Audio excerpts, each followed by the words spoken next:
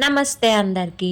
Time చూస్తే night 1 అవుతుంది. మా అమ్మ ఏమో ఇప్పుడు దేవుడి పటాలు శుభ్రం చేయడం అయితే స్టార్ట్ చేశారు. కార్తీక మాసం యొక్క చివరి రోజు అమావాస్యతో అయితే అయిపోతుంది కదా, ఆ నెక్స్ట్ డేనే పాడ్యమి వస్తుంది. సో మేము ఇవాళ పొలిపాడ్యమి పూజ అయితే చేసుకుంటున్నాం.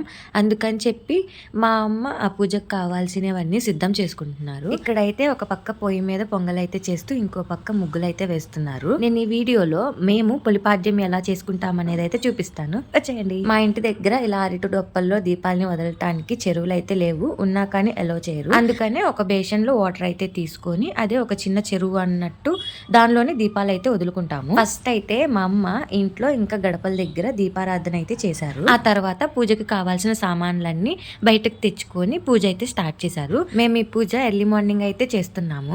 మెయిన్ గా ఈ పూజ కోసం మనకి అరటి డొప్ప అయితే కావాలి. ఆ అరటి డొప్పలోనే మనం దీపం అయితే పెట్టి దాన్ని మంచిగా పూజించుకొని నీళ్ళల్లో అయితే వదలాలి.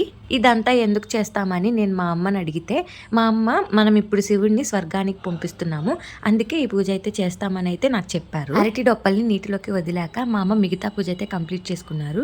అంటే 365 ఒత్తులు ఇంకా మిగతా దీపాలు కూడా వెలిగించుకొని ఆ తర్వాత ధూపం వేసి కొబ్బరికాయ అయితే కొట్టారు.